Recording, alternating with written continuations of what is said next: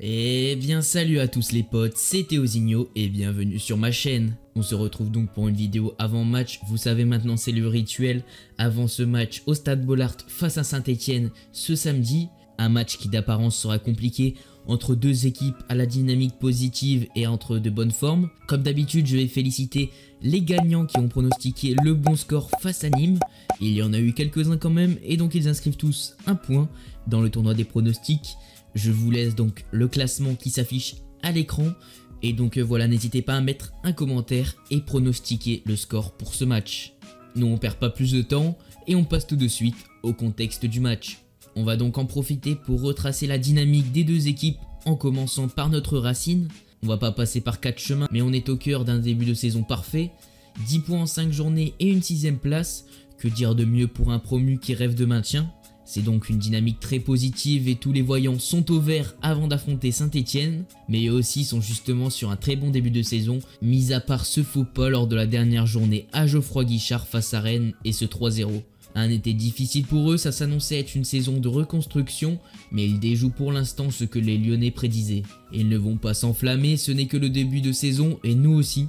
Qui dit bien sûr ce match entre Lens et Saint-Étienne, c'est un contexte aussi particulier pour nous supporters lensois et supporters stéphanois. Ça faisait 5 ans et on va donc avoir le droit à ces beaux matchs.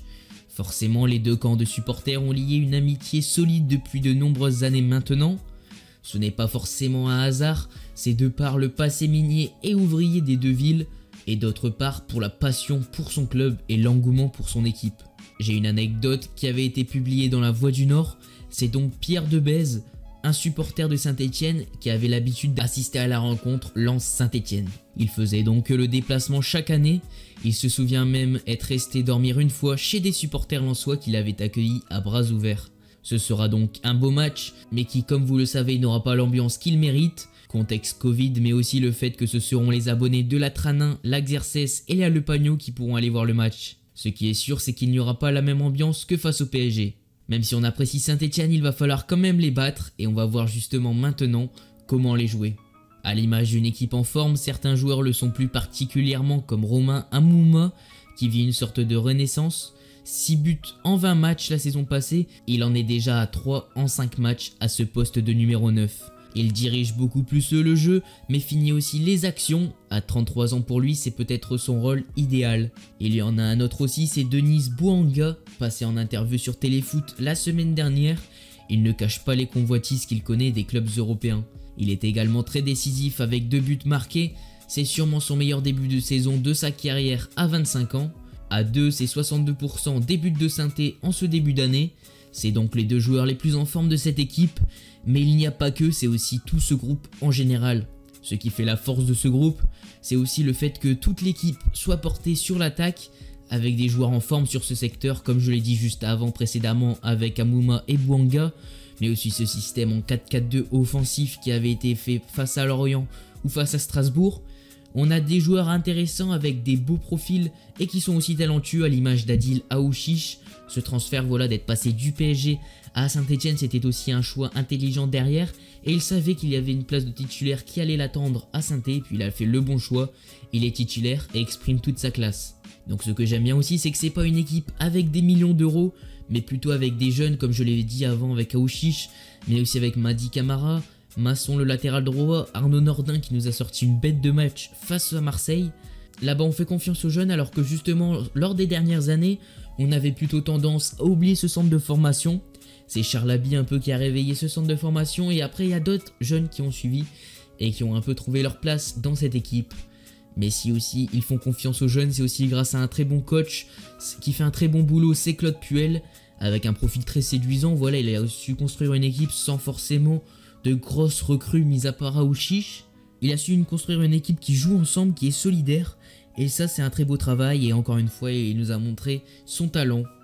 Certes dans comment jouer Saint-Etienne je n'ai pas vraiment développé leur jeu, comment il fallait jouer tout ça.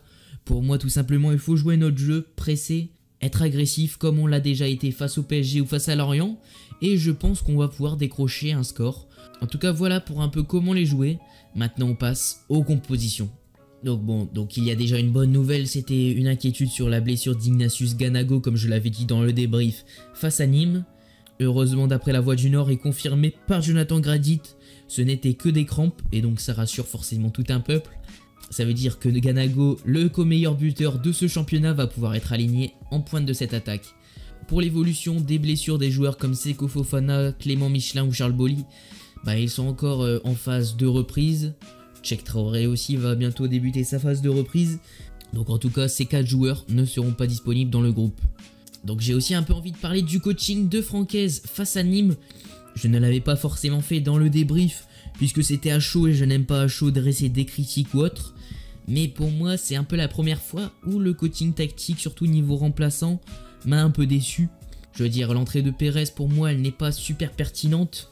Certes, ça exprime la volonté de conserver le score, ce qui était logique à 1-0.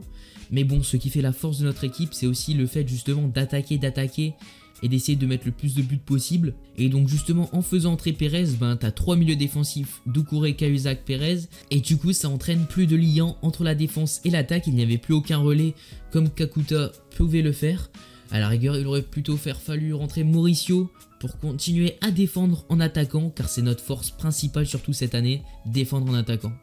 Aussi le fait de faire entrer Ismaël Boura à la 80e minute, voilà quoi, le match se finit dans 10 minutes, tu dois conserver un score, faire rentrer un jeune de 20 ans, voilà, même si Klos était un peu mort, je pense qu'il aurait pu quand même peut-être finir ce match et ces 10 minutes. En tout cas, face à Saint-Etienne, la composition devrait être reproduite à l'identique, c'est-à-dire Jonathan Klos, piston droit qui s'affirme de plus en plus et qui aussi apporte de plus en plus offensivement. La charnière centrale, logique, Medina sera suspendu que face au LOSC pour le derby. À gauche, Issy Agassi là aussi, puisqu'il exprime quand même un très bon niveau, même si défensivement parfois il nous fait un peu peur. Ensuite, notre milieu central, Doucouré, Cahuzac, vous le connaissez très bien. Devant, c'est du Kakuta qui fera le relais entre le milieu et l'attaque. Et bien sûr, notre attaque de feu avec du Florian Sotoka qui, on espère, ouvrira son compteur de buts. Épaulé par le co-meilleur buteur de ce championnat, je l'ai déjà dit, Ignatius Ganago. Donc voilà pour les compos, comme on dit, les dés sont joués et maintenant il ne nous reste plus qu'à donner notre pronostic. Ce match face à une équipe qui tourne bien, mais théoriquement en dessous, et face à une autre qui est aussi dans une très bonne forme, mais qui sort d'une grosse défaite à domicile, ceci rend le pronostic très compliqué. D'un point de vue subjectif, j'ai envie de mettre Lens vainqueur, mais je veux rester objectif, et je pronostique un match nul pour cette rencontre à Bollaert. Vous savez que je suis abonné en Xerxes et que je pourrai donc y aller. J'essaierai de faire un petit vlog si ça vous dit. En tout cas, ce point du nul nous mettrait dans de bonnes conditions avant la trêve internationale et le derby face au LOSC qui sera très attendu à Pierre-Mauroy. Donc voilà les gars pour cette vidéo. Si elle vous a plu, n'oubliez pas de liker et de vous abonner et d'activer la cloche de notification, ça me fera très plaisir. Moi je vous dis à plus dans une prochaine vidéo. C'était Théozinho. Allez, salut et allez Lens!